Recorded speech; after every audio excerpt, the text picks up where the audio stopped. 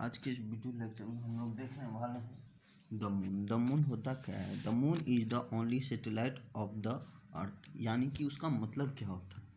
तो मून यानी कि हर एक प्लेनेट का अपना अपना ग्रह होता है, सैटेलाइट होता है, उपग्रह होता है। जितना भी ग्रह है सबका अपना अपना उपग्रह होता है। लेकिन कुछ कुछ ऐसे प्लेनेट है जहाँ पे नहीं पाए जाते हैं उपग्रह, क्योंकि वहाँ का टेम्परेचर काफ़ी ज़्यादा रहता है, जिस कारण वहाँ पे नहीं डाला जा सकता सैटेलाइट, है ना। वहाँ पे नहीं यानी कि कोई भी चीज़ किया जा सकता है ना। इसीलिए जैसे कि सैटर्न के बारे में हम लोग पिछले क्लास में पढ़े थे बहुत बार, बहुत ही ज़्यादा वहाँ पे सैटेलाइट यानी कि हम लोगों ने यहाँ पे यानी कि रखा हुआ है। प्लैनेट के चारों ओर घूमता रहता है, जिस कारण हम लोग सब कुछ देखते रहते हैं वहाँ पे।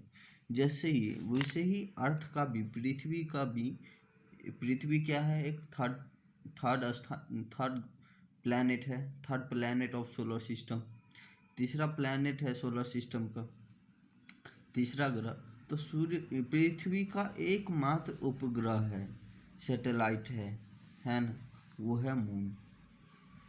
जो मून से यानी कि पृथ्वी की चारों ओर देख सकते। It has a diameter is 3475 kilometre and its circumference is 10,864 kilometre while its orbit is elliptical।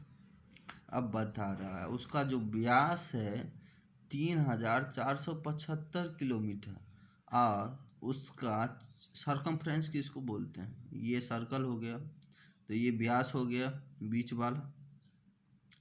ये चारों ओर जो हो जाता है, वो चारों ओर जो लपटा हुआ रहता है ना, उसको हम लोग सरकमफेयर, उसको हिंदी में पता नहीं, शायद हिंदी में उसको त्रिज्या नहीं, रेडियस मतलब त्रिज्या होता है, परिधि, परिधि बोलते हैं उसको, परिधि या परिमिति बोलते हैं उसका। 10 तो सी बराबर 2πr, 2r बराबर 2d होगा। यहाँ पे 3.14 इंटू 2r बराबर d है ना। कहा कि उसका डायमीटर हमको दिया हुआ है, वो रख दो 3475, जितना आएगा उतना हो जाएगा।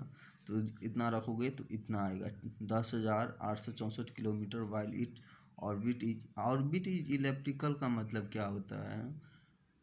जितना भी कक्ष है वो अंडाकार होता है। ऑर्बिट मतलब कक्ष होता है हिंदी में, इलेप्टिकल मतलब अंडाकार होता है। अंडा का जैसा रहता है, अंडा का शेप वैसे ही शेप रहता है। अब हम लोग बात करेंगे द मैक्सिमम डिस्टेंस फ्रॉम एपोग्री of the moon from the earth is 4,06,000 kilometre while it orbit is elliptical. हम लोग को तो पहले ही मालूम है ज़्यादा से ज़्यादा डिस्टेंस है पृथ्वी और सूर्य का, है ना। कितना है? 4,06,000 किलोमीटर है। और उसका ऑर्बिट तो हमको कक्ष तो पहले से मालूम है कि अंडाकार होता है। और मिनिमम डिस्टेंस कितना है? 36,400 किलोमीटर। यानी ज़्यादा से ज़्यादा डिस्टेंस कितना है? 4,06,000। कम से कम डिस्टेंस कितना है? 36,400 किलोमीटर। ऑर्बिट इज इलेप्टिकल हमेशा होगा, है ना। काहे कि कक्ष, उसका जो कक्ष होता है मून का, वो क्या होता है? अंडाकार के आकार का होता है ना। अब वहाँ only 59% of the total surface of the moon is visible from the earth. यानी क्या बोल रहा है? 59 यानी 59% भाग ही जो मून का है, वो पृथ्वी से मून से पृथ्वी को देखा जा सकता है ना, या पृथ्वी को मून से देखा जा सकता है। पृथ्वी से मून का भाग 59% भाग ही हम लोग देख पाते हैं रात में। The brightest part of the moon is full mountains, whereas the dark pitch are low lying pins, PAINS है। डार्क पार्ट्स यानी कि ब्राइट पार्ट्स, यानी कि मून जो है, मून पे ज़्यादा से ज़्यादा चमकीला पहाड़ों का पहाड़ ही पहाड़ है ज़्यादातर। और कुछ ऐसे सरफेस है जहाँ पे गहरा, यानी कि गहरा गड्ढा उड्ढा सब आपको, जो जहाँ पे डार्क यानी काला काला मिलेगा, अंधेरा मिलेगा। और कुछ ऐसे भाग है, ज़्यादा से ज़्यादा भाग है ऐसा जहाँ पे पहाड़ ही पहाड़, चमकीला पहाड़ है ना। She is a sea of tranquility made of panes of the dust particle is on the rear side of the moon which always remains dark। मैंने बताया था पिछले में कि कुछ गड्ढे वाले भाग ऐसे होते हैं जो काला ही काला दिखता है वहाँ पे। तो वहाँ पे कुछ ऐसे डस्ट पार्टिकल्स वगैरह है, जैसे कोई भी चीज़ लैंड होने के लिए तो वहाँ पे समतल वगैरह बनाया गया होगा शायद, और वहाँ पे कुछ गड्ढे वगैरह जो रहते हैं वो काला ही काला दिखता है। सी इज ए ट्रैंक्विलिटी, यानी एक ऐसा माध्यम है, planes of the dust particle on the near side, यानी डस्ट के नियर साइड ही, यानी प्लेन जो लैंड वगैरह जो भी, प्लेन तो नहीं वहाँ पे जो भी, यानी क्या बोलते हैं स्पेस में जो जाता है रॉकेट्स वगैरह वो जो भी है ना, तो मून वगैरह सब पे जाता होगा तो वहाँ पे जो रुकता है ना रॉकेट्स। तो सी इज ए ट्रैंक्विलिटी है। कुछ समुद्र की समुद्री भाग भी है, यानी समुद्र यानी सी मतलब यानी कि कुछ पानी का भाग भी है वहाँ पे। It take 27 days 7 hours and 43 minutes to rotate its axis. एक बात बताइए आप लोग, पृथ्वी यानी कि अपने एक्सिस पे रोटेट कितने टाइम में करता है? 365 डेज में। ये करता है 27 डेज में, 27 दिन 7 आवर 43 मिनट टू रोटेट इस एक्सिस। लेकिन पृथ्वी कितना 365 hours 4 point something something second, ऐसा ऐसा 4 आवर्स 3 मिनट्स वगैरह कुछ ऐसे ऐसे रहता है ना। लेकिन वो 27 दिन 7 घंटा 43 मिनट में रोटेट कर लेता अपने एक्सिस को रोटेट कर लेता। कौन? चंद्रमा। It's periodic about 22.5 days to call sidereal month. उससे सिड्रिकल मंथ कहा जाता है क्योंकि 27.5 बोल सकते हैं उसको। 27 होल 1/2, उसका मतलब हुआ 27.5 दिन में ही ये सिड्रल मंथ हो जाता है। उसको सिड्रल मंथ बोला जाता है। And approximately same period of the time, approximate लगभग उसी समय में, it take to revolute around the earth, it take to around revolve around, उसी समय में पृथ्वी भी उतना ही समय में यानी कि परिक्रमा कर लेता है ना। पृथ्वी का परिक्रमा कर लेता है चंद्रमा। आगे देखेंगे। द मून इज हो गया।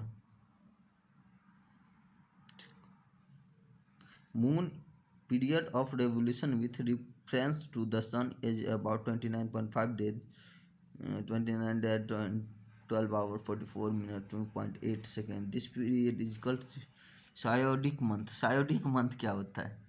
सायोडिक मंथ उसे बोला जाता है जिस कोई भी सूर्य और मून के बीच में जो क्रांति है यानी रिफरेंस है वो 29.53 दिन 29.73 दिन में ही जो चंद्रमा और सूर्य की क्रांति का जो अवधि है वो समाप्त हो जाता है। चंद्रमा और सूर्य की जो क्रांति का जो अवधि होता है 29.53 दिनों में समाप्त हो जाता है। उसको यहाँ पे भी शॉर्ट में लिख दिया। उसको हम लोग सिड्रोइक मंथ उस पीरियड को, उस समय को, वो चलने वाली समय को है ना, उस पीरियड को हम लोग साइनोडिक मंथ्स, साइनोडिक महीनों के साइनोडिक महीना के नाम से जानते हैं। highest mountain of the moon is Libuti mountain, which is 10,660 meters height। यानी कि जो सबसे बड़ा यानी कि पहाड़ है हमारे चंद्रमा पे, कौन सा पहाड़ है? लिब्यूटी माउंटेन, जिसका हाइट है 10,660 मीटर हाइट है। और वो सबसे हाईएस्ट माउंटेन बोलते हैं उसको, यानी कि मून का जो सबसे हाईएस्ट माउंटेन है जो लिब्यूटी माउंटेन्स के नाम से, लिब्यूटी पर्वत, जैसे पृथ्वी पे माउंट एवरेस्ट होता है, जैसे चंद्रमा पे Leibnitz mountains, which is 10,000 height is 10,660। उसका जो पूरा का पूरा हाइट है, हाइट मतलब क्या? ऊंचाई, ऊंचाई जो है 10,660 मीटर है। ये आप याद रखिएगा। The moon has no atmosphere, no twilight and no sounds. ना ही चंद्रमा के पास ना ही वो वातावरण बोलिए या या उसको क्या बोलते हैं, हाँ वातावरण ही बोल दीजिए अभी, एटमोसफेयर, पर्यावरण, पर्यावरण होता है, वातावरण नहीं तो उसके पास वातावरण होता है, जैसे एयर, वायु, वायु जो होता है, जितना भी वायुवरण कुछ ऐसे बोलते हैं उसको, यानी तो वातावरण भी बोलते हैं। नो, ना ही उसके पास ट्यूबलाइट होता है, ना उसके पास कोई भी साउंड होता है, ना ये तो उसका मतलब ना वातावरण है उसके पास। अब वो ट्यूबलाइट मतलब, नो ट्यूबलाइट मतलब यानी कि कोई भी लाइट नहीं, गड्ढा वगैरह वहाँ पे पाया जाता है, कोई भी नॉइज वगैरह रहता है नहीं, एकदम शांति शांति। ये the temperature during day time is about 100 degree celsius and during night it drops down to about -180 degree celsius. हम लोग वहाँ का टेम्परेचर जो दिन में जो होता है चंद्रमा का पास का, लगभग 100 डिग्री सेल्सियस होता है, 100 डिग्री सेल्सियस तापमान होता है। लेकिन जैसे ही रात के दौरान रात होती है, वैसे ही वो टेम्परेचर के यानी तापमान के दौरान धीरे धीरे घटने लगता है। अब वो इतना घटने लगता है, इतना ड्रॉप हो जाता है, इतना डाउन हो जाता है, इतना डाउन हो जाता है कि -180 डिग्री सेल्सियस पे आ जाता है। The light from the moon take 1.3 second reach to the अर्थ।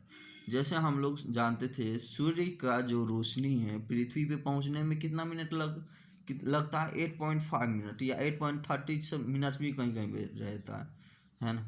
लेकिन चंद्रमा का जो प्रकाश पृथ्वी पे पहुंचने में लगता है 1.3 seconds to reach the earth, है ना।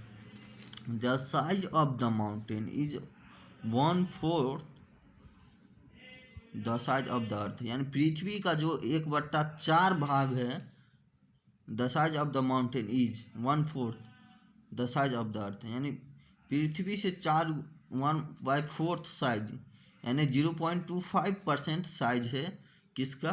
मून का।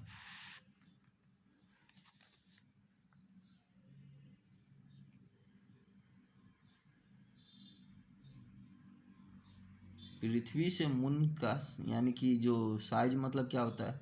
साइज मतलब जो भी उसका वेट वगैरह जितना ही उसका आकार होता है ना, वो 1/4 भाग है। Gravitational pull of mountain is 1/6 that of earth. Of the earth भी लिख सकते थे, ऐसे कुछ नहीं। यानी कि वहाँ जैसे हम लोग यहाँ पे कोई भी चीज़ फेंकते हैं ऊपर की तरफ, नीचे से कोई भी चीज़ पत्थर वगैरह या कोई भी चीज़ फेंकते हैं ऊपर की तरफ, तो वो तुरंत नीचे आ जाता है। लेकिन वही चंद्रमा के उस सतह के पास, जैसे पृथ्वी की सतह के पे हम लोग रहते हैं, वहाँ पे कोई चीज़ फेंकते हैं तो नीचे आ जाता है बिकॉज ऑफ ग्रेविटेशनल पुल्स। लेकिन वहाँ से 1/6 ऑफ द ग्रेविटेशनल फोर्स वहाँ पे यूज होता है, जैसे पृथ्वी पे यूज होता है उसके कंपेयर 1/6 एक को 1/6 यानी कि ग्रेविटेशनल पुल्स वहाँ पे खींचने की शक्ति रहती है।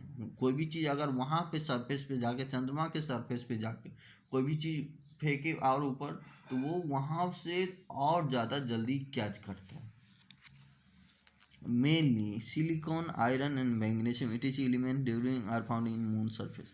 जैसे हम लोग जानते हैं कि आयरन, मैग्नीशियम पृथ्वी पे ज़्यादा अमाउंट में पाया जाता है, इसी तरह silicon, iron and magnesium elements are found in the mount यानी मून के सतह पे भी ये सब पाया जाता है ज़्यादा अमाउंट में। The study of moon is called selenology. जब हम मून के बारे में कोई भी चीज़ पढ़ते हैं, उसको पढ़ा जाता है सारा डिटेल्स में, उससे क्या कहा जाता है, जैसे कि science, scientific and scientometric knowledge is called, कोई भी कैलकुलेशन वगैरह पढ़ते हैं that is called science.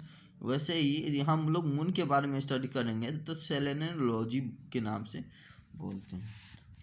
Moon is always known as the fossil planet, जीवाश्म। मून भी एक ऐसा प्लैनेट, मून एक ऐसा यानी कि ग्रह भी बोल सकते हैं उसको, यानी तो पृथ्वी का उपग्रह बोलिए।